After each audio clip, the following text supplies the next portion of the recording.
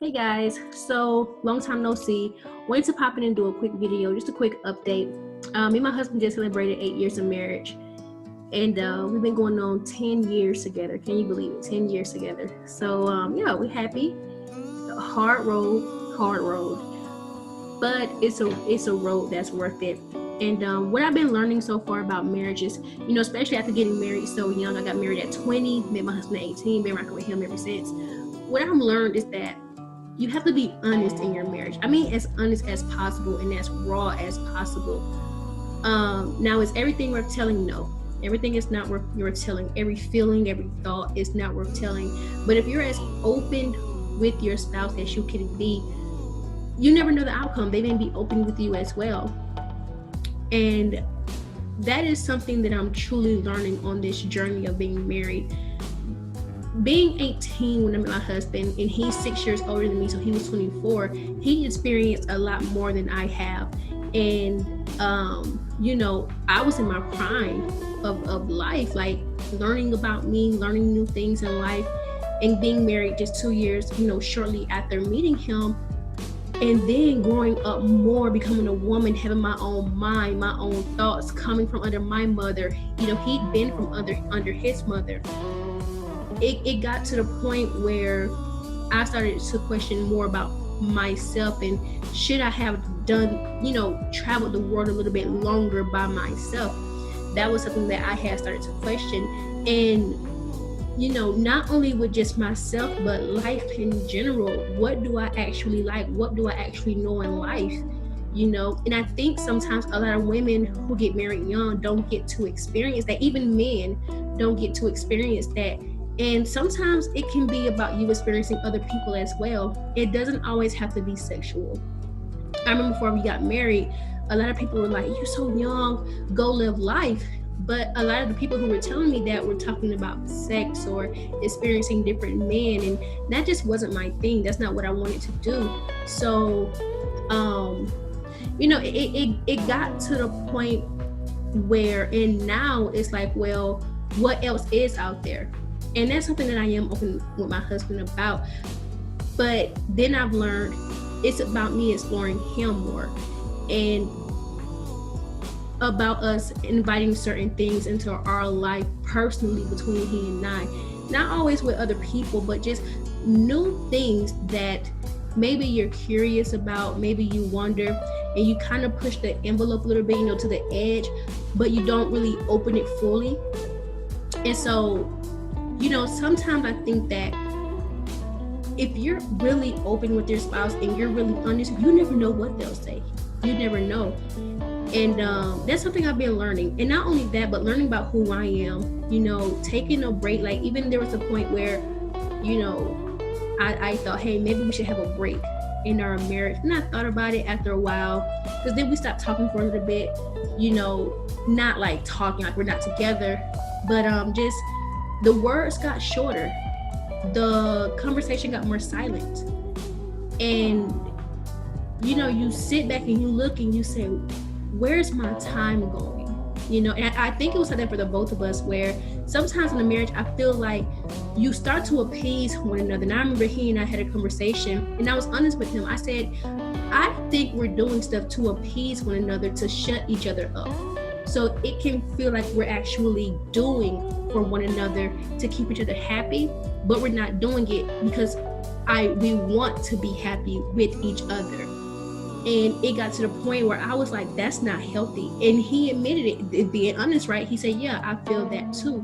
We're just doing things to shut the other person up, so that at least we can say, at least we're doing something. And I said, yeah, we can't keep going like that. Like, we just can't.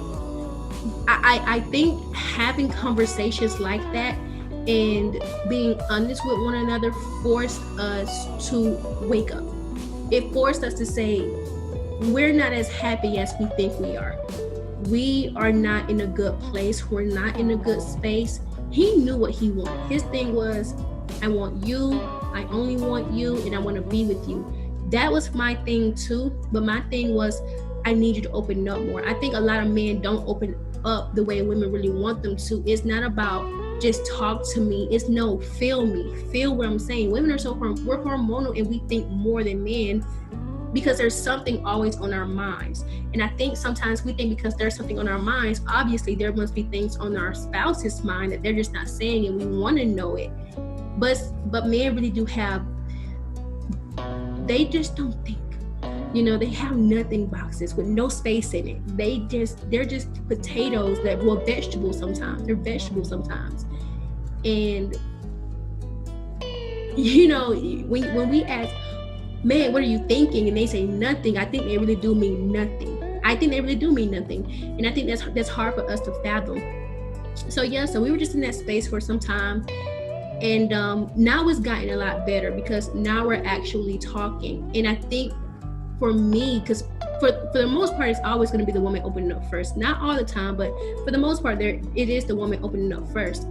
I think with me being open and honest and having the conversation with him, saying, okay, we're not in that good space, and him seeing like, okay, I have to be honest, we're not in that good space, and we're actually talking about it.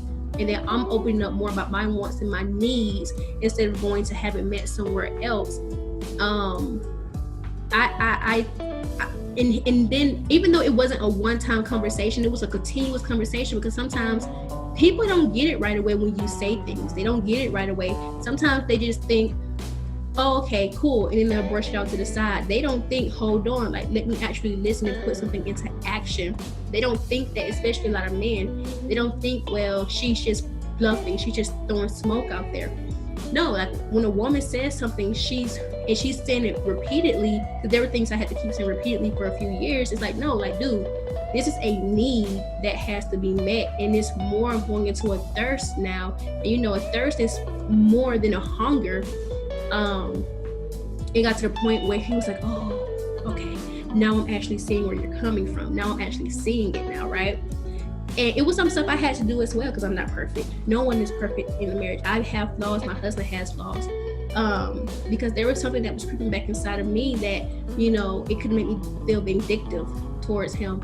But I'm saying all that to say this.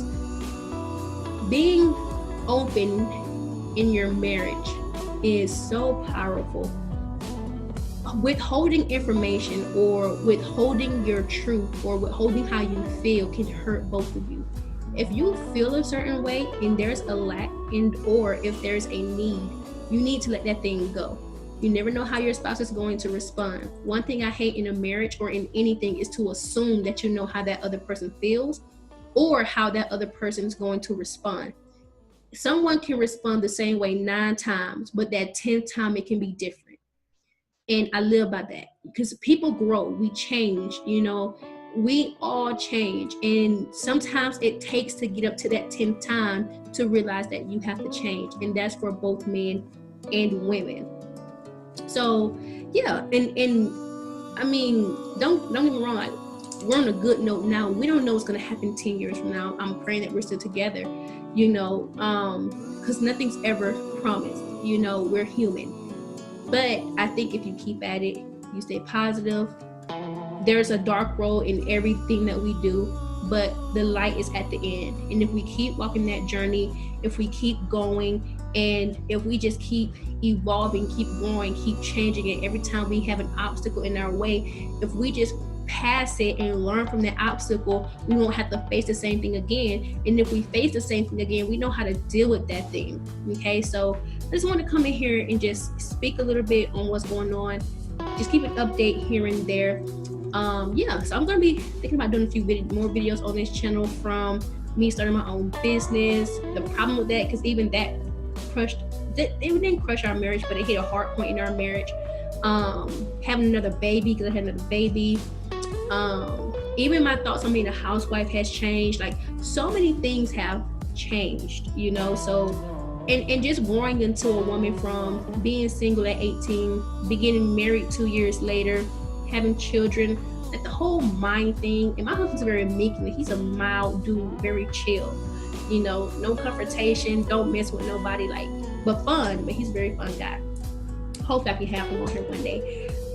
So that's all I gotta say about that for right now. But I just want to keep you guys updated, and I'll catch y'all in another video.